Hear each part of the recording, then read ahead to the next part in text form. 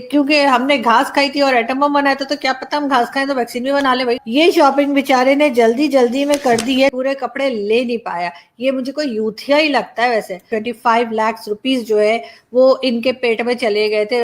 Missile दिखाने से तो रोब बनता है ना जी, वो इंडिया ने चला दिया तो हमें तो चलाना है, चाहे हमें जैसे मर्जी हमें करना पड़े, लेकिन हम भी लेकर आएंगे। इमरान खान साहब की जो उनकी बेगम, जो उनकी मैसेज है, उन्होंने बताया था एक दिन के सर आप जो है वो प्राइम मिनिस्टर हैं, जब वो टीवी देख रहे थे और कह रहे थे कि मुल्क का क्या हाल हो गया है और कौन लोग हैं ये जो सही नहीं कर रहे, तो उन्होंने कहा जी प्राइम मिनिस्टर तो आप ही हैं।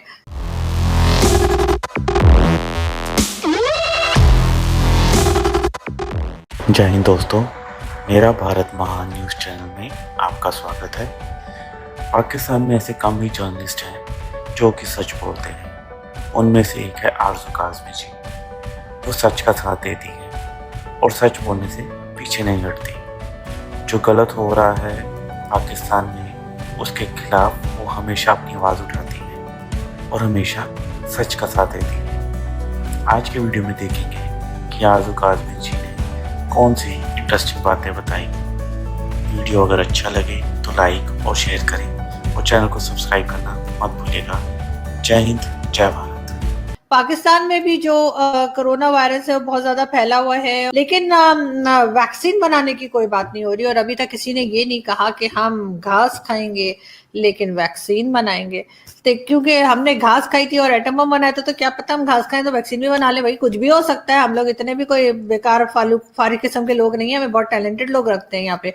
फिलहाल तो खान साहब दबा के जो है ना वो इसमें कह रहे हैं कि जी और समोसे डाल के दो, मुझे अफ्तारी में और समोसे चाहिए। कि पूरी दुनिया जो है वो वैक्सीन लगा रही है अपने लोगों को इस कोरोना से बचने के लिए, और पाकिस्तान में फौज लगाई जा रही है। ये भी एक अजीब सी बात है। ये किसी जगह हमने नहीं सुना कि कहीं पे भी लोगों को एसओपीज के ऊपर अमल कराने के लिए या एसओपीज को इम्प्लीमेंट करने के लिए फौज बुलाई हो किसी कंट्री ने। लेकिन पाकिस्तान ऐसी कंट्री है कि जहां पर हमने फौज बुलानी पड़ गई है।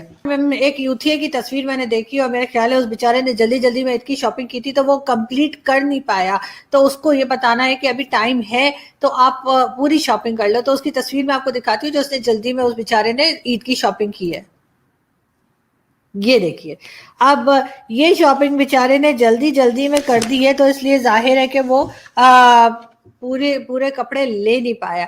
ये मुझे कोई यूथिया ही लगता है। वैसे इमरान खान साहब कहते हैं कि जी फौज जो है वो एसओपीज का बताएगी, तो जो पैसा वो फौज को देंगे ये सारे काम करने के लिए, उसी पैसे से अगर वो वैक्सीन ले लेते तो ज्यादा बेहतर होता।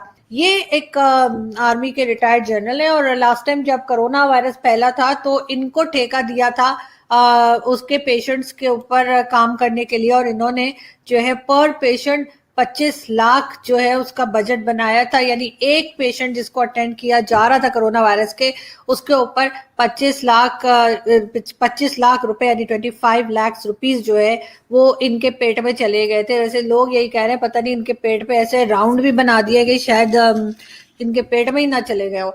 लेकिन अब आप ये सोचे कि ये अकेले जो है वो 25 लाख ले रहे थे, आप पूरी की पूरी फौज लगा दी, पूरी की पूरी आर्मी जो है वो एसओपीज बताएगी, तो फिर सोचें कि बजट कहाँ से कहाँ जाएगा। इमरान खान साहब उड़ने की भी आपको करके बता रहे हैं कि किस तरह से उड़ा जा सकता है फ्री में, क्योंकि जाहिर है जब गवर्नमेंट कोई काम नहीं करेगी और पब्लिक को मुसलसल यही बताया जाएगा कि जी आप जॉबलेस हैं और आपके ऊपर ये कर्जा है वो कर्जा है, तो फिर वैसे उड़ने की ही करेंगे।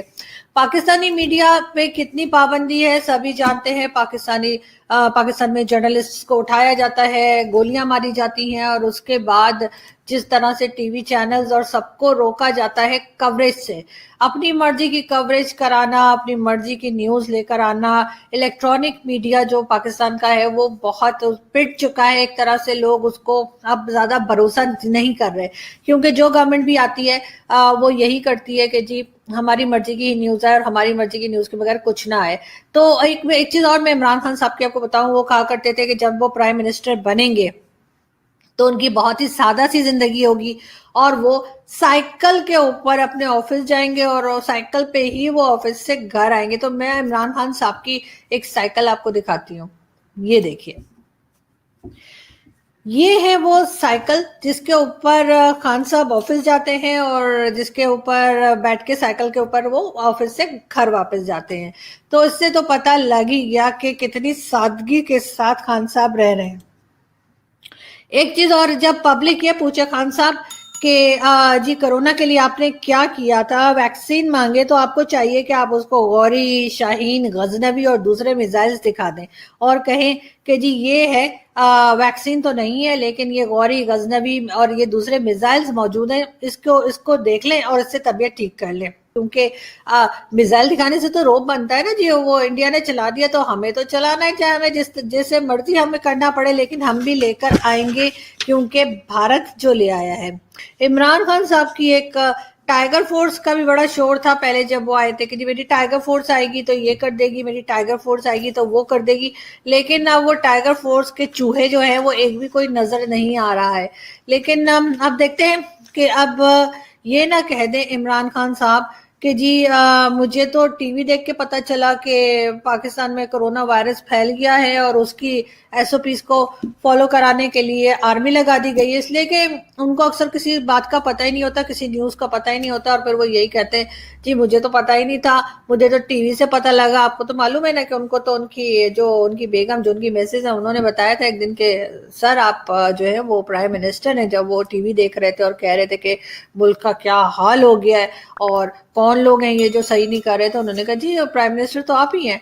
तो हो सकता है कि अभी भी उनको कोई बताए कि सर प्राइम मिनिस्टर तो आप ही हैं, और वो ये जिस वक्त वो ये कहेंगे कि जी मुझे तो पता ही नहीं है कि कब फौज जो है उसको लगा दिया गया है, तो फौज जो है वो बॉर्डर छोड़ के और एसओपीज को फॉलो करवाएगी। तो ये अजूबा भी सिर्फ पाकिस्तान में ही देखने को मिलता है। हमें पता चला कि जी भारत में भी हमारे ही जैसे लोग रहते हैं और हमारी ही जैसी जबान बोलते हैं और उसी तरह के मजाक होते हैं और उसी तरह की लड़ाइयां होती हैं, खास तौर पे क्योंकि आजकल भारत में जो हाल है वो देखकर बहुत मेरा दिल उदास है। मैं तो वीडियोस भी इतनी मुश्किलों से बना पा रही हूँ कि इतनी टेंशन होती है देखकर सबको।